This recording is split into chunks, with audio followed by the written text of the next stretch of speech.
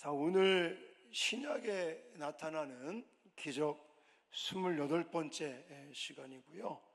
오늘은 꼬부라진 여인 치유라고 제목을 붙였는데, 제가 생각할 때는 일명 곱추병이라는 그것을 고치는 그런 사건이었습니다.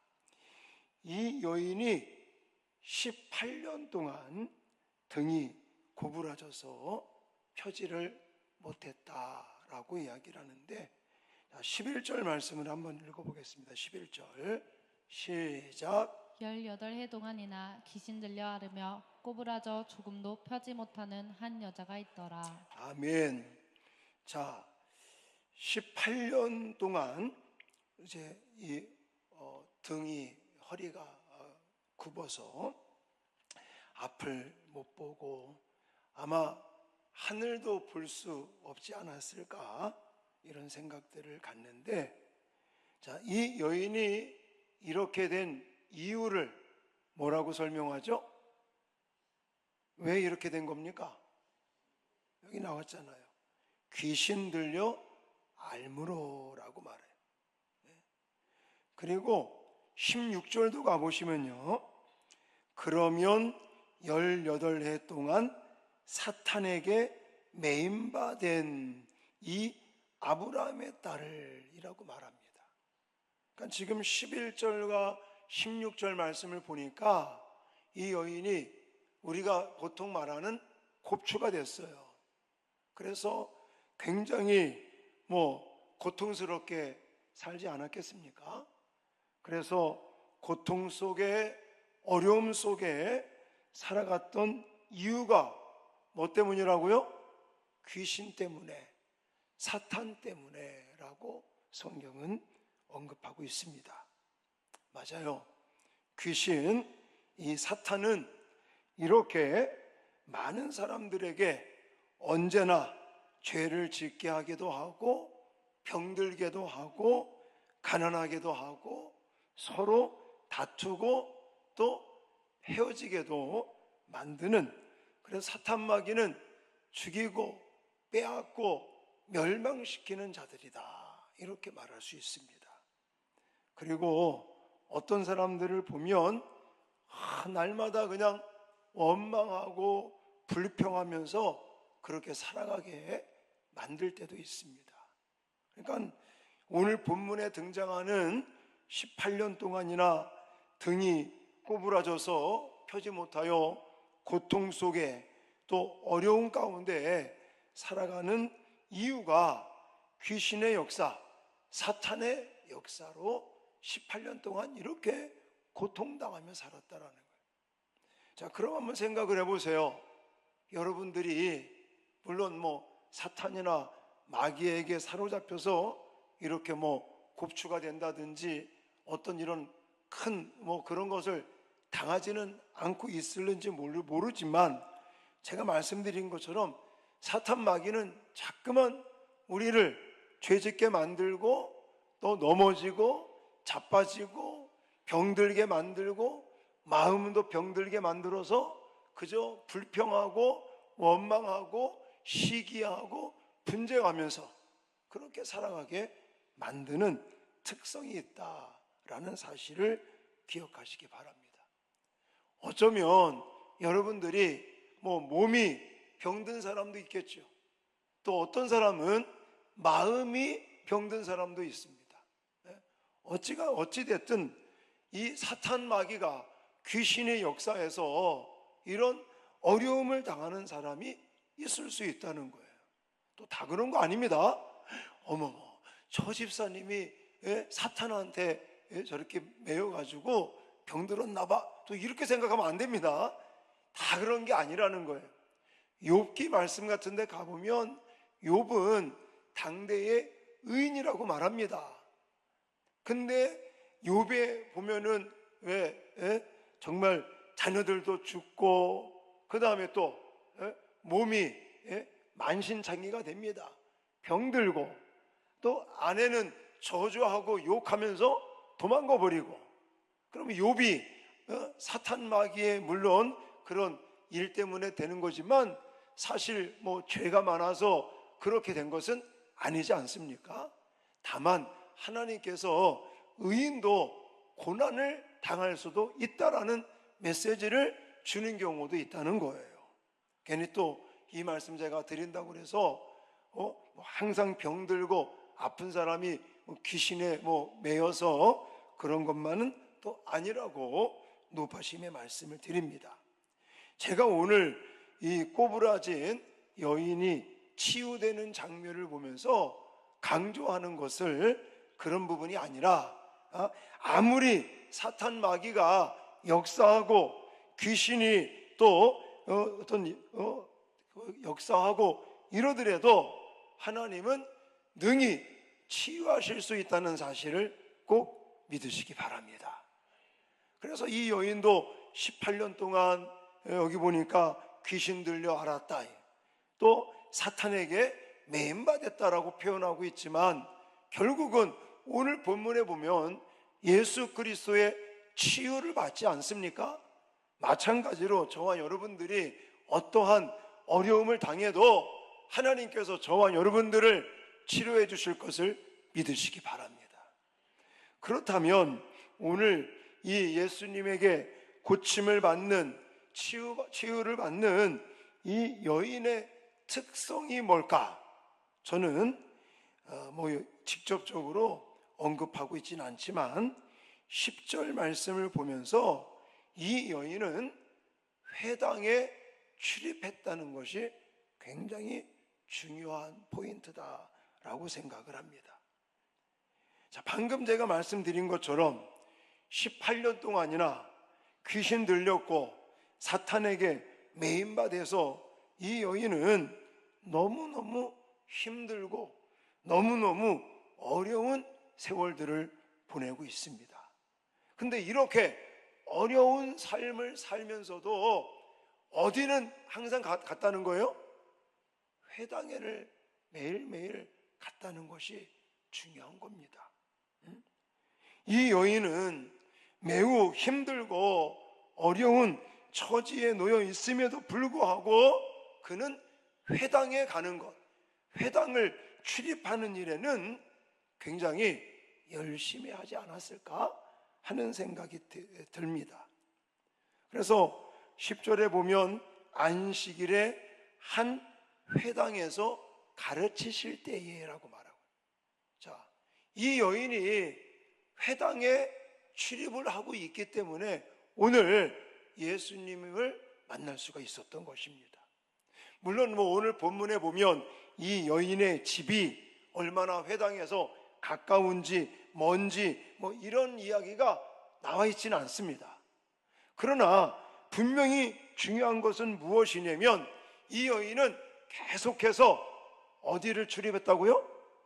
회당을 출입했다는 게 중요한 거예요. 그러면 회당이라고 하는 곳이 뭘까요? 이 회당이라고 하는 곳은 이스라엘 백성들이 예를 들어 바벨론에 이제 나라가 멸망하고 포로로 끌려갑니다.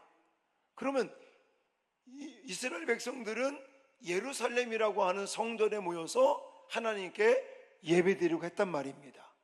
근데 예를 들어 바벨론으로 이제 끌려가서 그렇게 나라가 망하고 또 무너지고 이러니까 예루살렘 성전에 올 수가 있어요, 없어요? 없단 말입니다. 그래서 유대인들이 살고 있는 그 지역에 모인 거예요. 그래서 거기에 모이면서 회당이라고 하는 건물을 짓기도 하고 회당이라는 것을 만든 거죠. 예루살렘 성전으로 가지는 못하지만 회당이라고 하는 곳을 중심으로 해서 유대인들은 모여서 거기서 뭐 했겠습니까?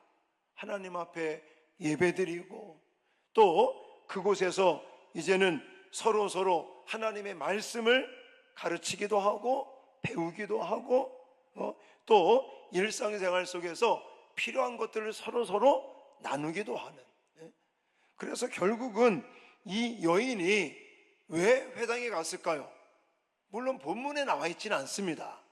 그러나 제가 생각하기에는 이 여인은 회당에, 그 유대인들이 회당에 모여서 예배드리고 율법을 배우고 하나님의 말씀을 배우는 그런 시간을 가진 것과 같이 이 여인도 하나님 앞에 예배하기 위해서, 그리고 율법의 말씀을 배우기 위해서 모이지 않았을까. 그리고 이 여인은 그거와 더불어서 하나님의 은혜를 갈망하지 않았겠습니까? 지금 자기가 18년 동안이나 꼽주가 되고 고통스러운 삶을 살고 있으니까 하나님을 더 찾는 거죠. 내가 지금 어려우니까 더 예배의 자리에 나가고 또 하나님의 은혜를 갈망하여 여기 회당에 나왔다라고 저는 해석을 하는 것입니다. 그러므로 여러분, 이 여인은요, 조건이 좋지 않습니다. 등은 굽어서 꼽주 생활을 하고 있고, 그러니 누가 일을 써주겠습니까? 뭐 직장에 예를 들어서 이력서를 내도 면접에서 떨어지지 않았겠습니까? 누가 꼽주를 뽑으려고 하겠습니까? 그래서 아마도 이 여인은 이렇게 육체적으로도 외형적으로도 곱추가 되어서 고통스러움을 당할 뿐만이 아니라 또 사회생활을 할 때도 너무나 고통스러운 그런 어려운 생활을 분명히 했을 거예요. 그렇지만 그는 이런 어려움 속에도 회당을 찾고 회당에서 하나님을 예배하면서 또 하나님의 치료의 손길을 구하는 은혜를 갈망하는 마음으로 매일매일 회당을 찾지 않았을까, 우리는 추측을 할 수 있다는 것입니다. 여러분, 이런 여인을 예수님께서 뭐라고 칭찬하는지 아십니까? 아까 읽었지만 16절에 보니까 아브라함의 딸이라고 말하고 있어요. 아브라함의 딸. 이 여인이 진짜 아브라함의 딸일까요? 아니죠. 여기서 지금 예수님이 이 여인을 이야기할 때에 아브라함의 딸이라는 단어를 쓰고 있어요. 이것은 이 여인의 믿음을 칭찬하고 있는 거라고요. 자기는 곱추가 됐고 사회적인 시선이나 또 너무나 안 좋은 그런 여건이지만, 모든 것이 안 좋은 여건이지만 그 안 좋은 여건에도 불구하고 매일매일 회당에 나와서 뭐 했다고요? 예배 생활하고 또 하나님의 치료의 은혜를 갈망하는 이 여인을 예수님은 보시고 뭐라고 말한다고요? 아브라함의 딸이라고. 아브라함은 믿음의 조상이라는 별명이 있습니다. 이 여인이 진짜 아브라함의 딸이 아니라 믿음으로 날마다 회당에 나와서 하나님을 예배하고 하나님의 율법도 배우려고 하고 무엇보다 하나님의 치료의 손길을, 은혜를 갈망하는 이 여인이기 때문에 예수님은 이 여인을 가리켜 아브라함의 딸이라고 칭찬하고 있는 거예요. 바로 선택받은 백성, 믿음을 가진 하나님의 딸이라는 표현을 지금 예수님은 아브라함의 딸이라고 부르고 있다는 것입니다. 사랑하는 성도 여러분, 힘든 일이 여러분을 지금 힘들게 하고 있습니까? 여러분의 삶이 힘들고 어렵습니까? 여건이 좋지 않습니까? 그럴수록 더 이 여인과 같이 예배의 자리로 나오시기를 주님의 이름으로 축원합니다. 너무 힘드니까 오늘 예배에 못 가겠다. 오늘 너무 바쁘고 몸이 지치고 힘들고 어려우니까 오늘 하루 제끼자. 그런 마음 가지면 안 되는 거예요. 내가 더 힘들고 내가 더 바쁘니까 더 하나님께 나가서 예배하고 기도하고 하나님께서 주시는 새 힘을 얻어야 될 줄 믿습니다. 할렐루야. 오늘 본문에 이 여인에 대한 특별한 설명이 별로 없어요. 근데 저는 예수님께서 안식일에 회당에 들어가셨고 그 회당에서 가르치시면서 이 여인을 고치시면서 비록 18년 동안 귀신에게 사로잡히고 마귀에게 이제는 끌려다니면서 그렇게 매임받은 삶을 살면서 고통스럽게 그렇게 어렵게 살아가고 있지만, 이 여인은 정말 예배의 자리를 찾고 그리고 하나님의 치료의 그 손길을 구하면서 열심히 이렇게 나오지 않았겠습니까? 그러니까 이 여인을 예수님은 아브라함의 딸, 선택받은 백성, 그리고 믿음으로 살려고 하는 이 여인을 이렇게 아브라함의 딸이다 라고 칭찬하고 있다는 것입니다. 사랑하는 성도 여러분, 우리가 힘들고 어려울수록 더 하나님을 찾고 예배의 자리를 찾고 하나님의 은혜를 갈망하는 저와 여러분들이 되어질 수 있기를 주님의 이름으로 축원합니다. 자, 그 다음에 또 좀 여러분들에게 강조드리고 싶은 것은 예수님께서 먼저 보시고 예수님께서 이 여인을 부르셨다는 사실이에요. 물론 이 여인도 예배의 자리에 나오고 하나님의 말씀을 배우려고 하고 또 예수님의 그 치료의 손길을 갈망하는 게 있었어요. 근데 이 여인이 예수님을 붙들고 나를 좀 고쳐달라, 나를 살려달라 먼저 한 것이 아니라 예수님께서 먼저 이 여인을 보시고 그 여인을 부르셨다는 것을 기억하시기 바라요. 12절 말씀이에요. 12절 말씀 같이 읽겠습니다. 시작. 예수께서 보시고 불러 이르시되 여자야 내가 내 병에서 놓였다 하시고. 아멘. 여기 보면 여인이 먼저 예수님에게 막 뭔가를 고쳐달라 이렇게 간청하고 치유를 위해서 간구하는 그런 내용이 먼저 나오는 게 아니라 회당에 들어간 건 맞아요. 하나님의 은혜를 갈망하는 사람인 거 맞아요. 그래서 아브라함의 딸이라고 예수님도 칭찬을 한 겁니다. 그런데 저는 더 중요한 게 뭐냐면 예수님께서 회당에서 가르치시다가 예수님이 먼저 보시고 예수께서 먼저 보시고 그 여인을 부르시는 거예요. 그러면서 내가 내 병에서 놓였다 이렇게 말씀하시는 거예요. 여러분, 저는 이 장면을 보면서 우리 주님은 어려운 입장에 있는 사람들, 고통당하는 사람들, 그 사람들을 보시고 먼저 찾아오시고 그들에게 사랑의 손길을 내미신다는 사실을 기억하시기 바랍니다. 여러분들도 어려움 당하고 계십니까? 여러분 너무 힘드십니까? 여러분, 예수님이 여러분에게 다가오셔서 여러분의 손을 지금 여러분들에게 손을 내밀고 계심을 느끼십니까? 지금 눈에 보이진 않지만 물론 내 자신도 지금 힘들고 눈물 나고 어려운 그런 상황이지만 예수님은요, 우리보다도 내 자신보다도 어려움을 당하는 내 자신보다도 더 예수님이 슬퍼하시고 더 우리에게 다가오셔서 우리의 손을 붙드시고 저와 여러분들을 부르고 계시다는 사실을 잊지 마시기 바랍니다. 여러분, 주님께서는 죄와 허물로 멸망할 수밖에 없는 우리들을 구원하시기 위해서 이 땅에 오셨어요. 그리고 그 주님께서 교회를 세우시고 그리고 교회를 통해서 복음이 증거되고 하면서 결국은 예수님께서 자기의 몸을 찢고 피 흘리고 한 이유가 뭐예요?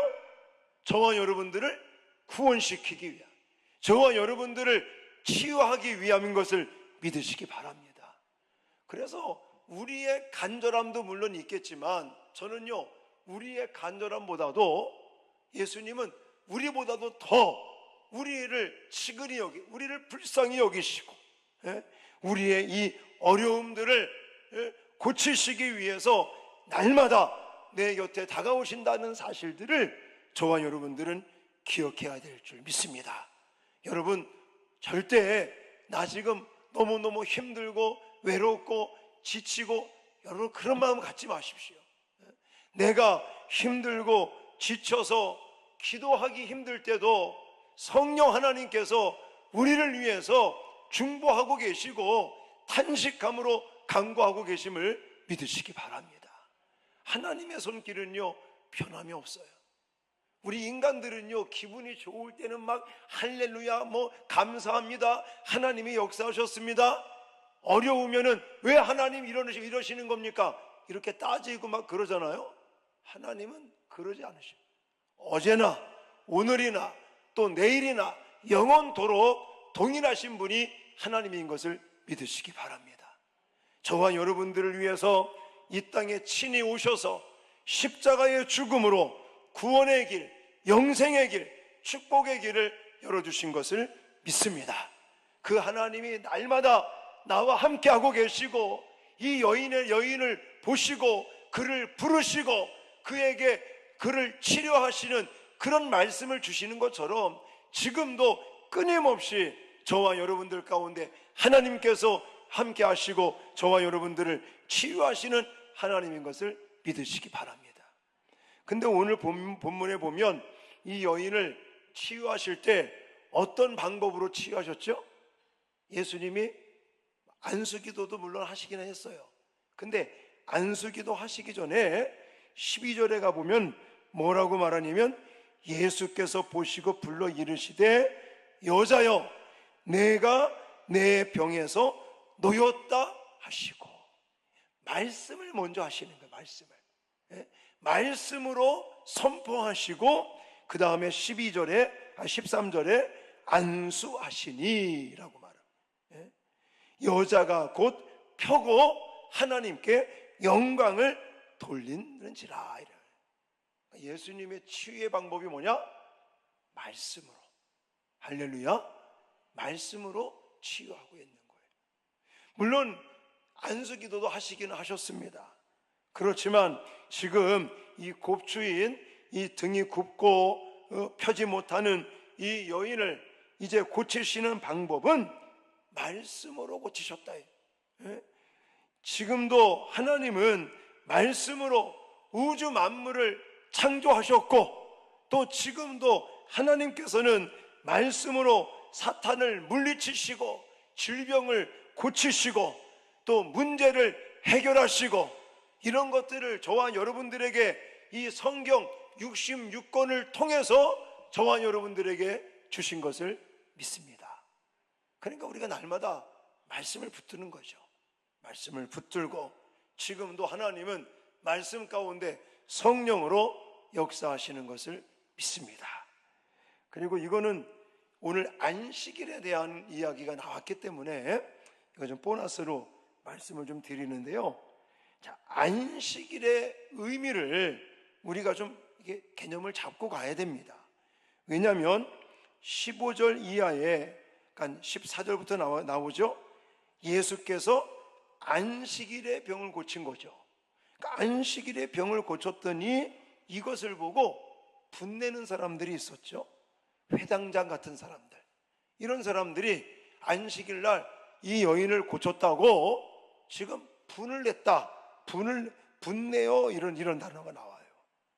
그래서 예수님께서 책망을 하십니다. 15절에 외식하는 자들아, 너희가 각각 안식일에 자기의 소나 나귀를 외양간에서 풀어내어 이끌고 가서 물을 먹이지 아니하느냐 이러면서 안식일에 이 매임에서 푸는 것이 합당하지 아니하냐 라면서 안식일 개념을 강조하고 있습니다. 여러분, 안식일은 어떻게 시작이 됐죠? 창세기에 보니까 하나님께서 6일 창조하시고 7일째 되는 날 안식하시는 것으로부터 안식일이 시작이 됐습니다. 자, 이거로 시작을 하니까 사람들이 그래요. 안식일은 날은 쉬는 날이라고, 안식하는 날이라고. 맞기는 맞아요. 근데 방법의 개념을 잘못 알고 계셔요. 많은 사람들은 내가 예를 들어서 교회에서 어떤 사람 교사로, 성가대로, 뭐로, 너무 힘들대. 너무 일이 많고 힘들다고. 안식을 못한다고. 주일날 안식을 해야 되는데, 예를 들어 봉사해야지, 뭐 해야지, 이거 안식을 못한다고. 이거 개념을 잘못 아는 거 아시죠? 지금 이 성경에서 말하는 안식일의 개념은 우리가 생각하는 것처럼 봉사도 하면 안 돼. 봉사하면서 힘들면 안 돼. 그런데요, 왜 봉사할 때 힘들까요? 내가 예를 들어 성가대로, 교사로, 또 식당에서 또 안내로, 뭐로 막 봉사한다고 봉사하는데 내가 너무 힘들어요. 왜 힘들까요? 하나님의 일을 할 때는요, 내가 에너지를 받아서 해야 되는 거예요. 내 인간적인 힘과 인간적인 의지나 인간적인 뭐를 가지고 하려니까 힘든 거예요. 하나님의 일은 하나님께서 주시는 힘과 에너지와 재능과 공급하심을 가지고 하면 힘들지 않습니다. 내가 그냥 인간적인 어떤 모습으로, 또 인간적인 그런 의지를 가지고 또 하나님께로부터 에너지를 받질 않아요. 많은 분들이 그거예요. 봉사하고 열심히 사역하고 하면서 힘들대요. 왜 힘들어요? 에너지를 받지 않고 맨날 일만 하니까, 일한다는 개념이 봉사를 하니까. 그러니까 하나님께서 주시는 에너지를 받고 해야 되는데 에너지를 받지 않으니까 방전이 돼버리는 거예요. 방전이. 그러니까 힘든 거예요. 제가 생색내는 게 아니라 저는요, 금요일날, 토요일날, 주일날 정말 잠잘 시간이 없을 정도로 바빠요. 그렇게 사역 준비하고 사역하고, 그럼 월요일날 파죽음이 돼야 될 거 아닙니까? 근데 월요일날 가장 에너지가 넘쳐요. 그냥. 왜 그런지 아세요? 물론 활동도 하고 있지만 저는 하나님께로부터 힘을 공급받거든요.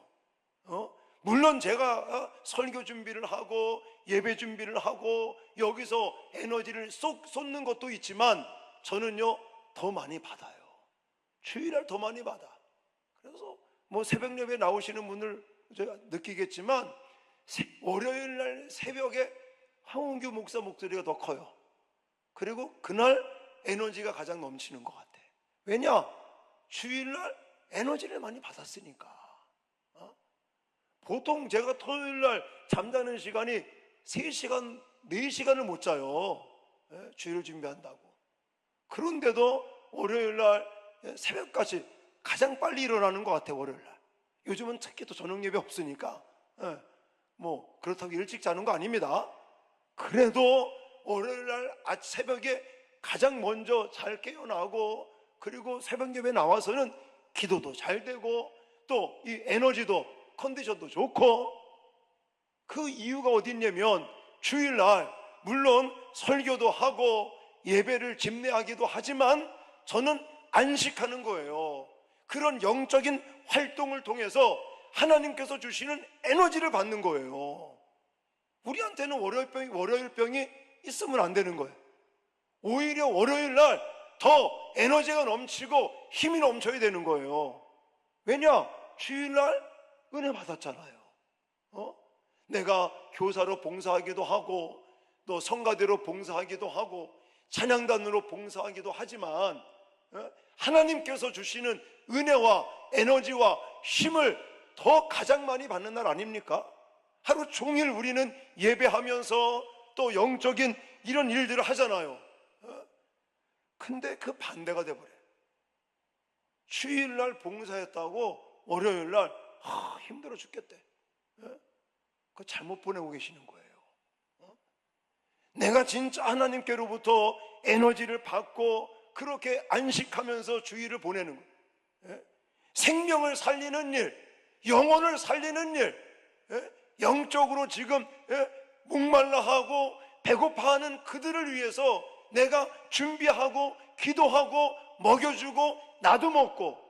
제가요 제자학교 하면은 정말 정신없고 일주일이 어떻게 가는지를 몰라요. 근데도 에너지가 넘쳐요. 이유는 뭔지 아십니까? 물론 육체적으로는 조금 힘들 수 있지만 그런 시간들을 통해서 성도들과 함께 말씀을 나누고 삶을 나누고 기도하고 그러면서 제가요 은혜를 받아요. 제가 에너지를 받아요. 그러니까 더 힘이 나는 거죠. 여러분, 이 안식일 개념도 마찬가지인 거예요. 쉬라는 것은, 일하지 말고 쉬라는 것은 워크를 하지 말라는 거예요. 세상 일을 하지 말라는 거예요. 직장 생활 하는 사람 직장 일 하지 말라는 거예요. 학생, 공부하는 학생들 공부하지 말라는 거예요. 그날 우리는 더 하나님과 교제하고 하나님과 예배하고 하나님께서 주시는 에너지를 머금고 내가 어린 영혼들에게 말씀을 나누어 주면요 내 에너지가 그쪽으로 다 빠지는 게 아니라 우리 다음 세대 아이들에게도 말씀으로 에너지를 넣어주고 저는요 더 충전이 되는 거예요. 제가 여기서 설교하면 저의 어떤 이런 에너지를 다 쏟는다고만 생각하지 마십시오. 물론 에너지를 여러분들에게 나누기도 하지만 저는요 이런 설교를 하고 하나님과 영적으로 교제하고 예배하는 이 시간을 통해서 더 은혜가 넘치고 에너지를 충전하는 시간인 거예요. 그러니까 힘들지 않죠. 그러니까 지금 여기 회당장이나 지금 예수님을 비판하고 공격하는 자들 똑같은 거죠. 잘못된 개념을 가지고 안식일 날 왜 이 여인을 고쳤냐, 왜 일했느냐, 지금 일한 게 아니라 이거는 영혼을 살린 거예요. 할렐루야.